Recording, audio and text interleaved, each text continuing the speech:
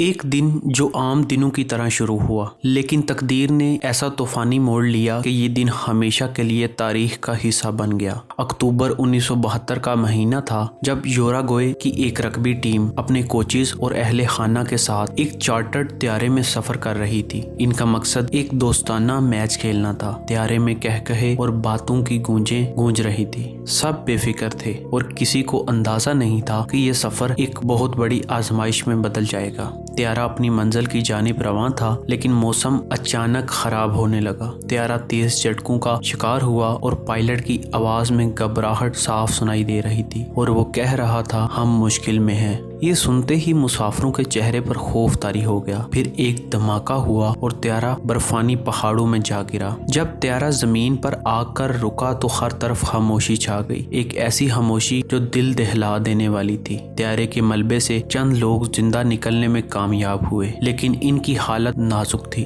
سردی اپنے عروج پر تھی اور ہر طرف برف ہی برف تھی۔ یہ لوگ ایک ایسی جگہ پھنس چکے تھے جہاں دور دور تک زندگی کا کوئی نشان نہیں تھا۔ زندہ بچ جانے والے سب لوگ ایک جگہ جمع ہو گئے اور فیصلہ کیا کہ جتنا بھی سامان بچا ہے اسے اکٹھا کیا جائے۔ خوراک کے نام پر چند چاکلیٹ، کھجوریں، نگٹس اور کچھ دیگر چھوٹی چیزیں ملی۔ مشروبات میں وہ چیزیں جو حرام تھی، یعنی 3 بوتلیں شراب اور وسکی وغیرہ۔ سب نے مل کر یہ طے کیا کہ خوراک کو برابر تقسیم کیا جائے تاکہ یہ زیادہ دنوں تک چل سکے۔ پانی حاصل کرنا سب سے بڑا چیلنج تھا۔ برف تو ہر جگہ موجود تھی، لیکن اسے پگھلانا آسان نہیں تھا۔ لوگوں نے بوتلوں میں برف ڈال کر جسم کی گرمی سے اسے پانی میں بدلنے کی کوشش کی، لیکن یہ طریقہ بہت سست اور محنت طلب تھا۔ یعنی وہ برف جو اتنی ٹھنڈی تھی، اپنے جسم کے ساتھ لگانا بہت ہی مشکل تھا۔ پہلی رات جب اندھیرا چھا گیا تو سردی نے ان کی مشکلات کو اور بڑھا دیا۔ سب لوگ طیارے کے ملبے کے اندر گھس کر ایک دوسرے کے قریب ہو گئے تاکہ وہاں کا ٹمپریچر ٹھیک ہو سکے اور ساتھ ساتھ جسمانی گرمی سے سردی کا مقابلہ کیا جا سکے۔ کوئی دعا کر رہا تھا، کوئی خاموشی سے اپنے آنسو پونچھ رہا تھا۔ امید کی ایک ہلکی سی کرن بھی ان کی نظروں سے اوجھل تھی۔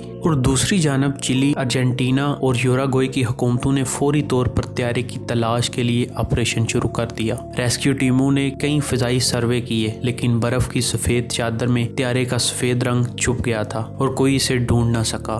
مسافروں نے اپنی طرف سے بھی کوشش کی۔ انہوں نے طیارے کے ملبے سے لپسٹک اور نیل پالش حاصل کی تاکہ وہ اس کی مدد سے برف پر کچھ الفاظ لکھ سکیں، جیسے کہ HELP یعنی کہ مدد، لیکن یہ پیغام مکمل نہ ہو سکا کیونکہ ان کے پاس مواد ختم ہو گیا۔ ہر گزرتے دن کے ساتھ خوراک کم ہوتی جا رہی تھی اور سردی ان کے حوصلے پست کر رہی تھی۔ ایسے میں مارسیلو نامی ایک تکنیکی ماہر نے طیارے کی بیٹری سے ریڈیو کو چالو کرنے کی کوشش کی۔ کئی دن کی محنت کے بعد وہ چلی کے نیوز بلیٹن سننے میں کامیاب ہو گیا۔ یہ خبر سن کر سب کو امید کی ایک کرن ملی، لیکن پھر ایک دن انہوں نے یہ خوفناک خبر سنی کہ طیارے کی تلاش کا عمل ختم کر دیا گیا ہے۔ یہ خبر سن کر سب کے دل ٹوٹ گئے، لیکن مارسیلو نے سب کو جمع کیا۔ مارسیلو ان لوگوں میں سے ہی تھا جو اس حادثے کا شکار ہوئے تھے، لیکن وہ عقل اور دماغ کے حساب سے دوسروں سے کافی اچھا تھا۔ اس نے سب کو اکٹھا کیا اور سب کو سمجھایا کہ اگر ہم خود اپنی مدد نہیں کریں گے تو کوئی بھی ہماری مدد نہیں کرے گا اور ہم یہاں اپنی جان سے ہاتھ دھو بیٹھیں گے۔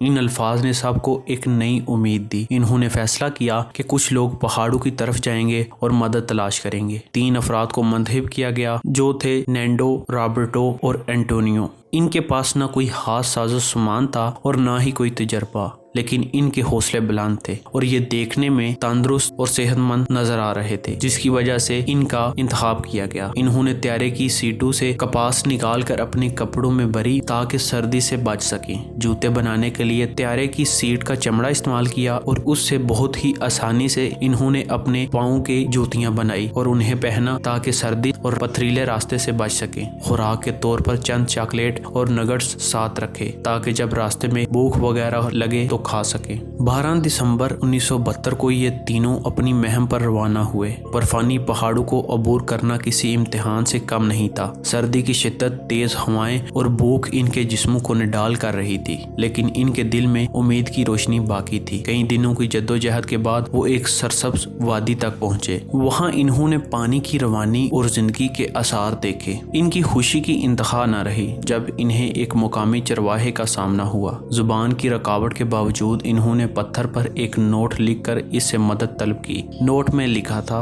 ہم ایک طیارے کے حادثے سے بچنے والے ہیں، ہم یوراگوئے کے ہیں۔ چرواہے نے فوراً مدد کا بندوبست کیا اور اگلے دن ریسکیو ٹیم وہاں پہنچ گئی۔ 22 دسمبر 1972 کو باقی زندہ بچ جانے والے کو ہیلی کاپٹروں کے ذریعے وہاں سے نکال لیا گیا۔ ان کی حالت انتہائی خراب تھی لیکن وہ زندہ تھے، یہی امید انہیں زندہ رکھے ہوئے تھی۔ 72 دنوں کی اس ناقابل یقین جدوجہد نے دنیا کو انسان کی ہمت، حوصلے اور بقا کی ایک ایسی کہانی سنائی جو ہمیشہ یاد رکھی جائے گی۔ یہ واقعہ ہمیں سکھاتا ہے کہ چاہے حالات کتنے ہی مشکل کیوں نہ ہو، امید اور اتحاد ہمیں کسی بھی امتحان سے گزار سکتی ہے۔ جس طرح سے ان سب نے اکٹھے فیصلہ کیا کہ ہم سب ایک ساتھ اپنی مدد آپ کریں گے، اور دیکھتے ہی دیکھتے یہ سب بالکل باحفاظت بچ گئے۔ اگر آپ کو ہماری یہ ویڈیو پسند آئی ہو تو ہمارے چینل کو سبسکرائب کریں اور بیل آئیکن کو کلک کریں، اور مزید انٹرسٹنگ ویڈیوز دیکھنے کے لیے ہمارے ساتھ جڑے رہیں۔